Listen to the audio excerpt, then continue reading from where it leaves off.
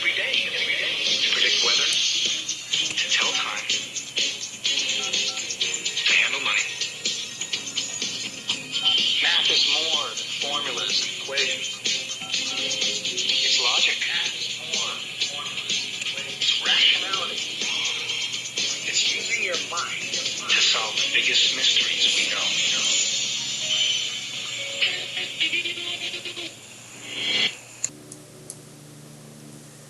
Well, hello again, Algebra 1 students.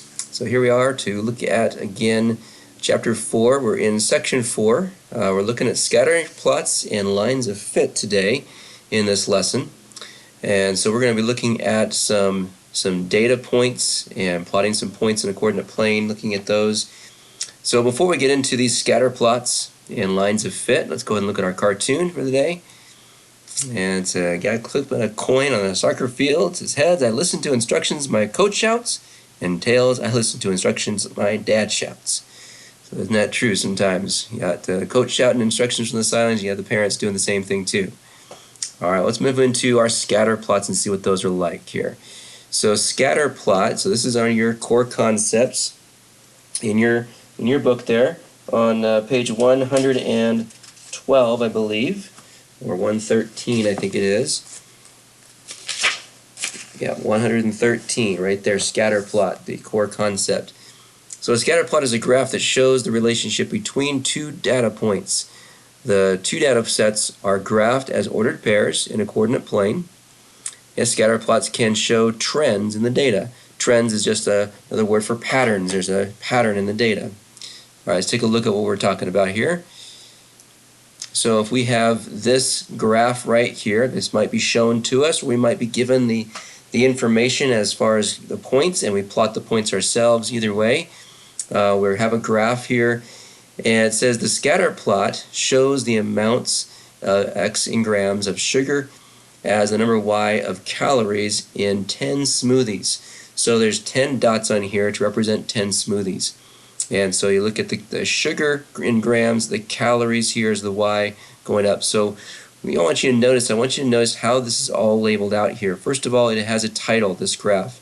So when we're talking about a real life situation, some real data, then we're going to be using a graph that's going to have a title. The x-axis and the y-axis are going to be labeled.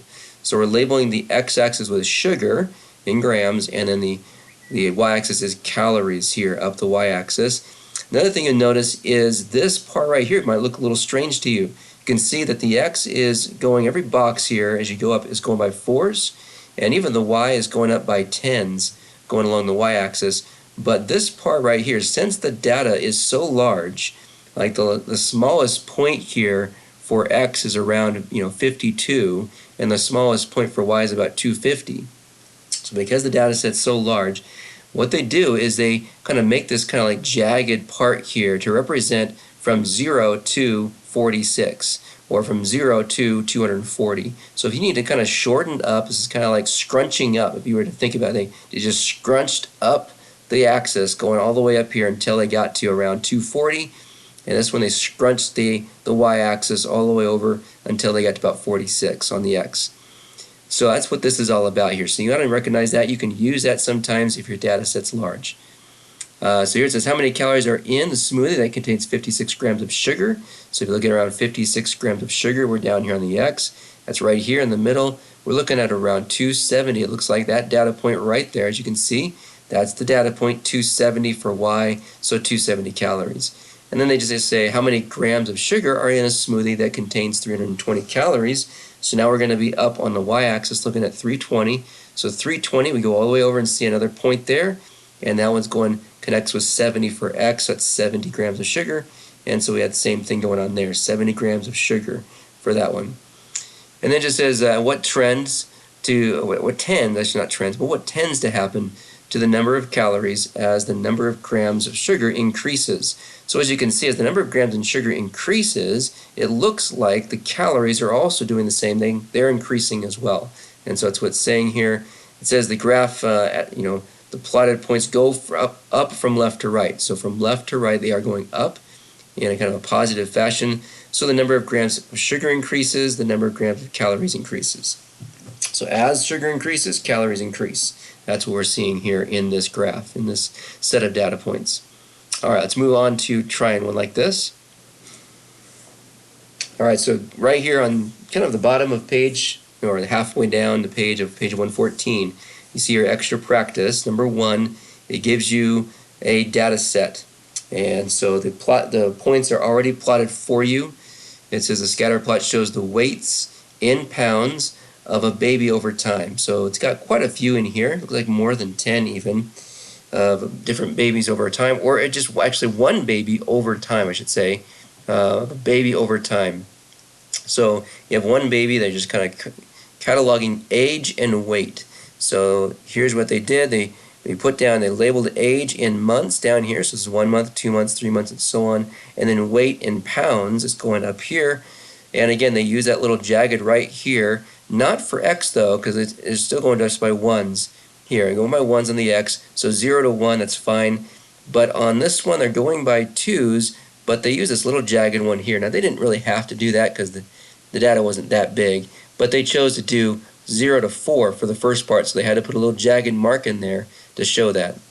All right, so what I'm going to have you do is pause the video and answer A, B, and C from here, from these questions, using this scatter plot just like we were just showing you on that example. So go ahead and answer A, B, and C, and then play the video just to check your answers and see if you're correct. All right, so hopefully you got answers for A, B, and C. So for A, the answer is the question would be, what is the weight of a baby when the baby is 4 months old? So you go to 4 and see where that is, and it should be, as you can see there, 14. 14 lbs for pounds, or you could have just wrote out all the way pounds. LBS is abbreviated version of pounds, or you just said 14 pounds. B, the age of the baby when the weight is 17.2. So you're going up here where 17.2 is. So there's 18, there's 17.5. And so 17.2 is going to be a little bit lower than that. So you have to go kind of all the way over here and see where that is. It's probably around right there, about 8 months. And so that should be your answer. I'd say approximately 8 months would be a baby around 17.2 pounds. And then what tends to happen to weight as the baby as the age increases? So as the age increases, what happens to the weight? Well, as you can see, it's going up as well. It's increasing as well. And so say weight tends to increase. And that's all you need to do. Well, we're going to come back to this problem at the very end to do something else with this information. But until then, let's continue moving on our extra practice. All right, so back on page 113 in your vocabulary, you have this word, which is called correlation. And so what you want to do for that, I would probably actually write down maybe these 3 pictures right there on inside that area where it's kind of at the top there. You don't need to use scatter plot, but in that area where scatter plot and correlation is what is correlation? It's a relationship between the data sets. It says you can use a scatter plot to describe the correlation between data. So it really is the trend or the pattern of the data set.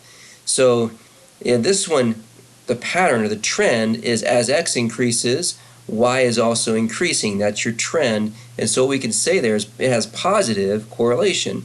Okay, it's going in kind of an uphill fashion, kind of like a line that would go uphill, has a positive slope. So correlation kind of similar, but similar to slope in that sense.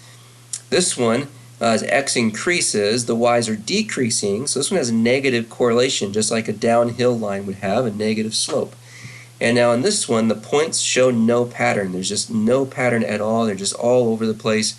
So this one would have no correlation. So certain data sets, you could have positive correlation, negative correlation, or no correlation. So go ahead and pause the video and I would just copy down sort of this, just do a little, this little X and Y coordinate plane, just do some positive correlation points this way and put positive correlation, and then do another one with negative correlation, and then just do one with kind of all over the place and just say there's no correlation on those. And you can say these down here as X increasing, Y is increasing, and so on.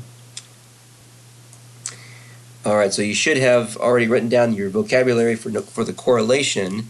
And now let's just take a look at an example of correlation. It just says tell whether the data is positive, negative, or no correlation. So we're just going to look at it and just answer whether this is positive, negative, or no correlation. Well, this one, the data sets are kind of all over the place. So this one should have no correlation. You can see the points that show no pattern, and so there's no correlation.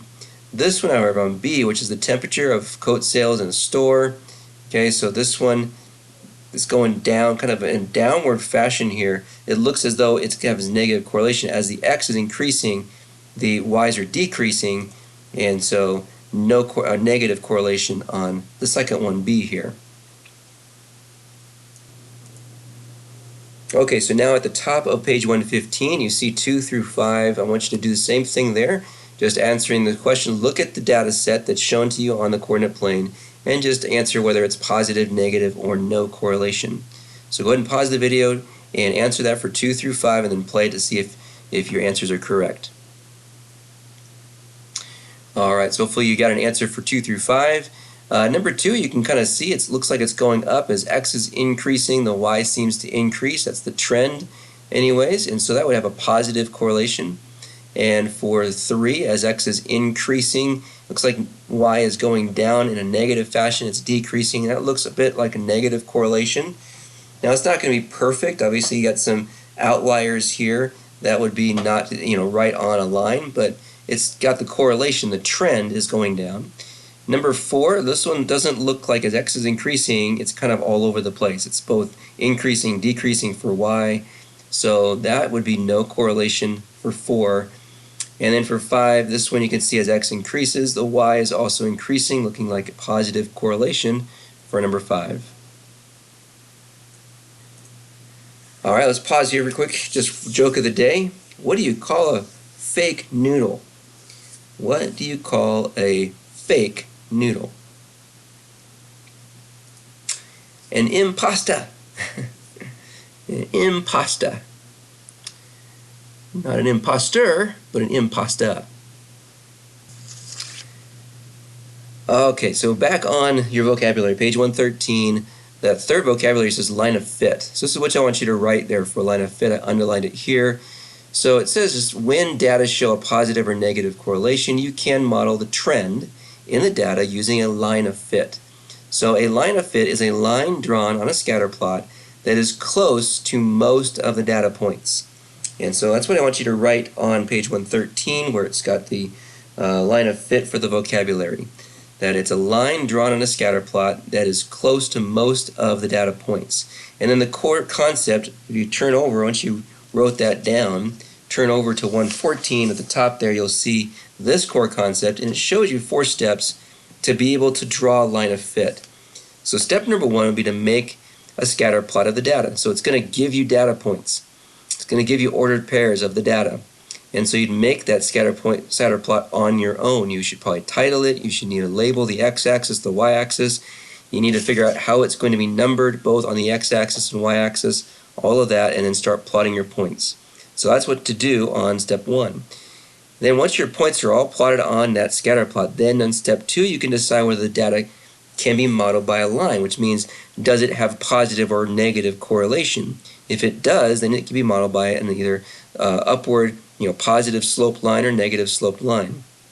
If it has no correlation, then there's no way to do a line of fit. And then once you decide that, well, now you want to, on step 3, draw a line that appears to fit the data closely. So there should be approximately as many points above the line as below it. And that's just going to be you trying to do your best there, eyeballing it to see that you get about right about in the middle of the data, you're drawing a line. The best, what I would do here is use a ruler, straight edge, to kind of, move that around and find where that line should approximately be. And then step 4, once you've drawn that line, well then write an equation using 2 points on the line. So you're going to need 2 points on the line. Either the points can be ones in the data set if it actually goes through 2 of those points, or it could be something else. That's why it says the points do not have to represent actual data pairs, but they must lie on the line of fit in order for you to use those 2 data points to be able to write a line. Alright, let's go ahead and give this a try. Alright, so we're going to do this in 3 stages. The first stage is you're just going to watch this as I'm going to go through this problem as an example.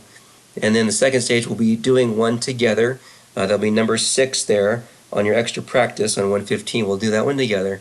And then the last thing is you'll do it on your own, going back to problem number 1 using that data set. You'll be writing a line of fit from that data set there on your own. So let's go ahead and just take a look at this one. Just go and watch as I go, as we walk through this problem. So the first thing, we need to always read the instructions. The table shows the weekly sales of a DVD and the number of weeks since its release. So write an equation that models the DVD sales as a function of the number of weeks. So since the week since its release, interpret the slope and y-intercept of the line of fit. So the data shows here your x is going to be the week number, so week 1, 2, week 3, week 4, and so on. And then the y is the sales in millions of dollars. So this $19 here is not $19, it's $19 million. So it's going to give you the sales amount here. So what we're going to do is we're going to do a scatter plot here. So you want to do maybe you can just do, since these are all positive numbers, an L chart is maybe best to do, just like an L, so it's only just the first quadrant of a coordinate plane. We're going to number, obviously the x is going to be numbered 1 through 8. You can probably maybe go 1 through 10 if you want to. And then these sales, as you can see here, you got 19 and it goes down to 5. So the sales, you could potentially go by 1s, but I probably would go at least by 2s, maybe even by 4s, or maybe by 3s. Let's see how they do it, but it's going to be, they're going by 2s. So I kind of thought they'd go by 2s here and go by 1s on the week. So you can see they didn't have to do any jagged marks here because they went 0 to 1, 2, 3, and went 0 to 2, 4, 6, so on. So they didn't have to do any jagged marks. The sales, these data points were not that large. For large ones, we're going to want to use the jagged, though, to kind of shorten and shrink this coordinate plane up. Notice how they titled it with DVD sales. They labeled X for weeks and the Y for sales, and it's in millions of dollars here, and you want to put that just like it says here in the chart. So they made the scatter plot, they plotted all the points, they got all the points here on the scatter plot. Okay, so that's the first step. Step 2 now is deciding whether it has negative or positive correlation, and you can see, it definitely has negative correlation. So since we see a negative correlation, we can do a line of fit. So we're going to want to take kind of a ruler, and here's what I would probably do. Let me just show you what this might, if I can get this to work. I'm not sure. We'll have to check it out. Let's see if I have a ruler here. Yeah, it's not going to go. It doesn't go on this part, so I'm going to have to do it on the next one. So the next one we do, I'll use the ruler. But basically, I'd probably put a ruler down here and kind of figure out, where the kind of middle of this would be, and then draw the line. And that's what they're doing here. They're going to draw a line right through kind of the middle of the data, where they have a few below and a few above that line. And they actually got 2 that are right on the line right there, so perfect to use those 2 points now for step number 4 to write the line of fit as an equation. And so they're going to use these 2 data points, 5, 10, and 6, 8. And they just find the slope using those 2 data points, just like we've learned in the last few lessons. So you're going to use your point slope formula here, subtracting the y's on top, subtracting the x's on the bottom, gives them a negative 2 for slope. Then they got to choose either the 5, 10 or the 6, 8 point, doesn't matter, and they choose 6, 8. So slope is negative 2, they're going to use 6, 8 to write the equation of the line. They're going to use that point slope form, right? Y minus the y point equals m times x minus the x point. So they fill those in, and they have now this equation. And the last thing they want to do now is just solve for y. So you're going to distribute the negative 2 into here and add the 8 over, so they solve for y, and they get a slope-intercept form equation of y equals negative 2x plus 20. So there is their answer in slope-intercept form. So they say, okay, an equation of the line of fit is this equation, and the slope of the line is negative 2. This means, so remember they said interpret the slope and y-intercept, so they're writing this out. What does the slope mean? The slope means that the sales are decreasing by about 2 million every week. That's what this negative 2. It's decreasing because it's negative, and it's going by 2, and that's 2 million on that one every week. So it's like 2 over 1, remember. So 2, since it's 2 over 1, that's what it's doing. And then it says the y-intercept is 20, and the y-intercept has no meaning in this context because there are no sales on week 0. So week 0 has really no sales on this one. They don't get actually a sales report until after the first week. All right, let's go ahead and try one now together. Page 115. We're going to look at number 6 now. All right, so here it is, number 6. Let's go and do this together. First, read the instructions at the top. The table shows the depth, y, in centimeters, of water filling a bathtub after X minutes. So you have your data table up here where the X is the time. So this would be 0 minutes, 2 minutes, 4 minutes, 6 minutes, and so on. And then the depth is your Y in centimeters, so 6 centimeters, 8 centimeters, 11 centimeters, and so on. So it says letter A, write an equation that models the depth of the water as a function of time. So the first step is to make a scatter plot. So we have our little grid right here on the paper.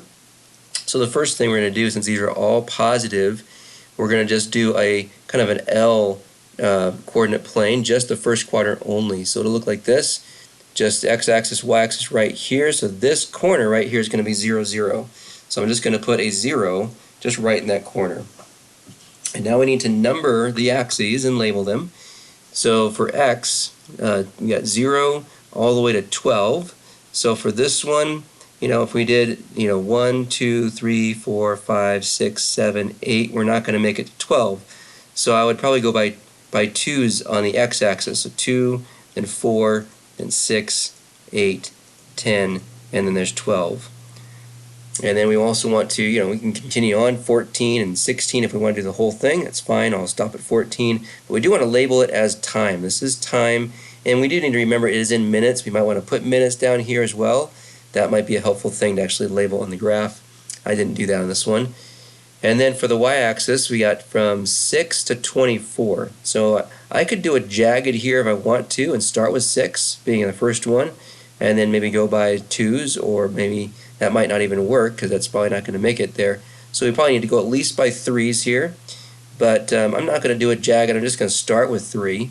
So we'll just start with that first one being 3, then 6, then 9, and 12, 15, 18, 21, and 24 is at the top now. And that gets us to where we need to be for our data set. So our data is now within this window of numbers. And don't forget about labeling. That is the depth over here. We could also think of it in centimeters as well. So make sure you remember it's centimeters. Okay, so now that we have that kind of preliminary part done, we want to now just plot our points. So 0, 6, we're going to go and plot that one right there at 0, 6, and then 2, 8. We're going to plot 4, 11. So over 4, right 4, and then up 11 puts us about there. So you're just doing this on your own.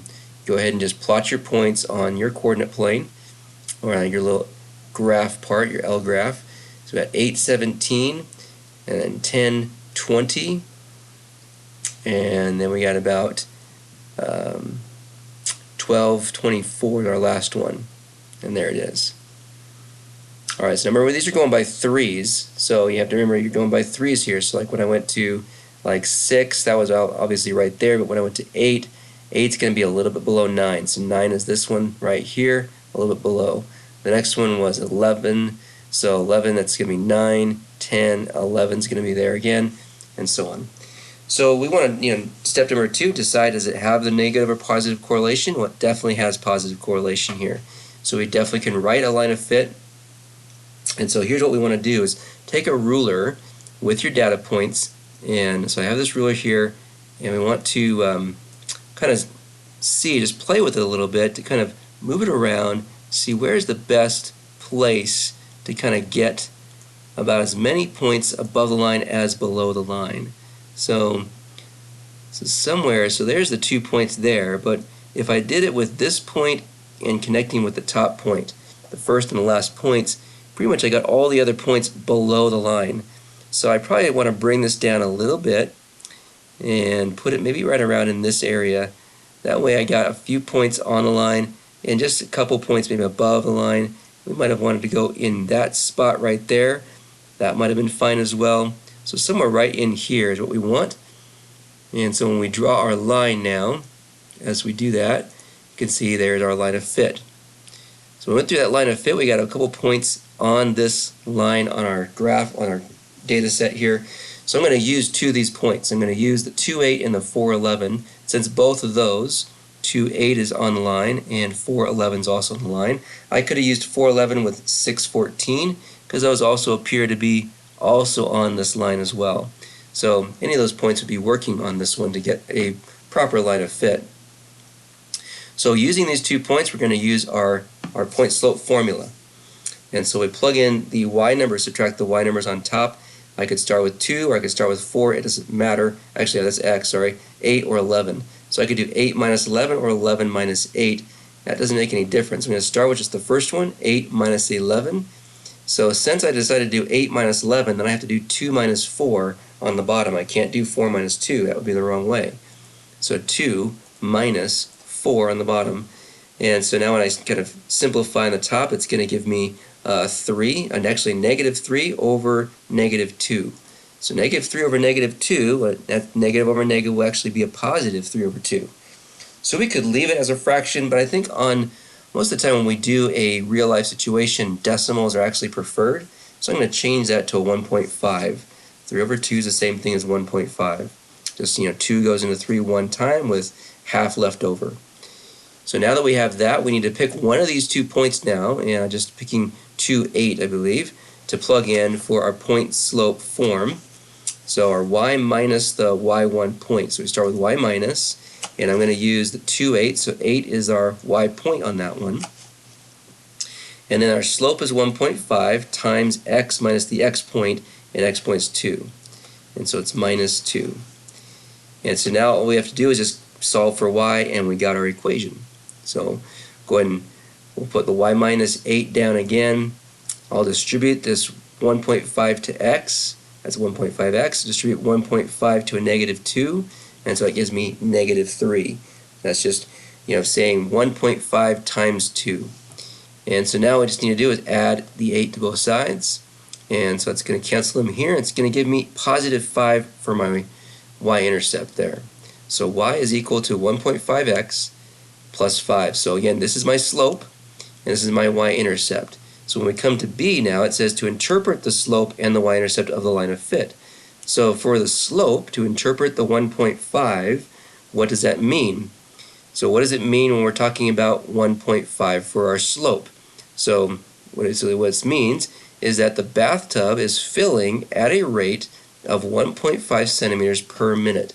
So for every minute, the water is going up by 1.5 centimeters. You could say this in a couple different ways probably, but that's just how I wrote it out.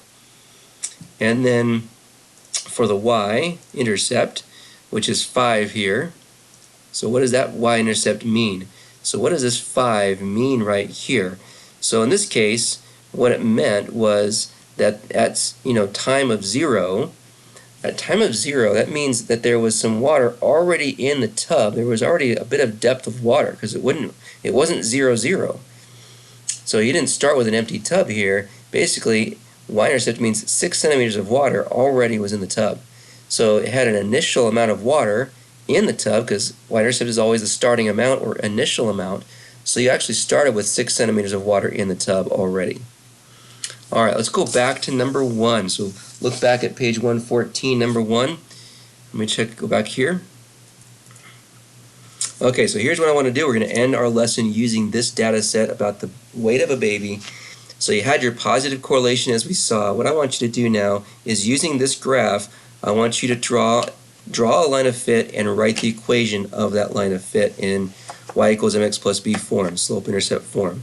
So go ahead and pause the video and then do that. Write out, draw the line of fit on your paper here using a ruler, straight edge, and then write out over here on the side what that line of fit is. Plug it into the point slope form, and then go ahead and solve for y. So go ahead and pause the video and do that, and then you can play it and check your answer.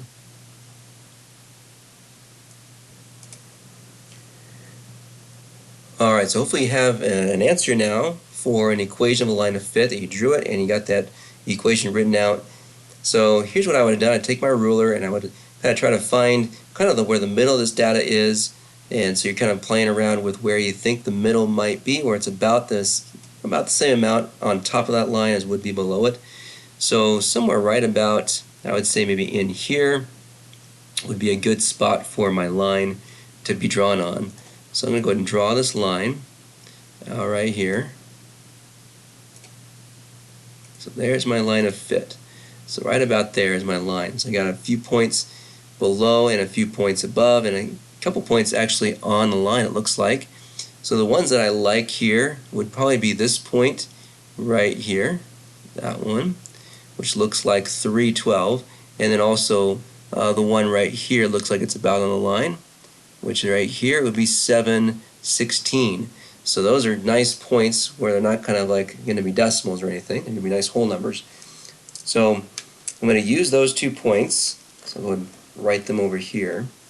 So I'm going to use the points 3, 12 and the point 7, what was it, 16? Yeah, 7, 16.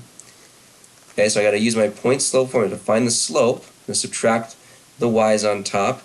And I could start with 12 minus 16 or 16 minus 12. That doesn't make any difference. I'll do 16 minus 12 this time, just to show you I can do it that way. So I start with 16, I got to start with 7 then. So 7 minus 3 is going to be on the bottom. And that actually is kind of nice since the bigger numbers are first. I'm going to have positive over positive. So this is going to be 4 over a 4, which will just simplify to a slope of 1. So now when I plug it into my slope-intercept form, remember we're going to say y minus y1 equals m times x minus x1. And so y minus the y1 point, well, I got to pick one of these two. So I'm just going to go ahead and pick this one here, 312. That'll be the point that I'm going to use. So the y number is 12, so y minus 12 is equal to 1. So I could put the 1 if I want to, but that's not going to affect anything. If I multiply by 1 by this, it's not going to change it, so I really don't even need that parenthesis this time because the slope is 1. And the x number is going to be 3. So that kind of already simplifies this. I don't need to do a distributive property here at all.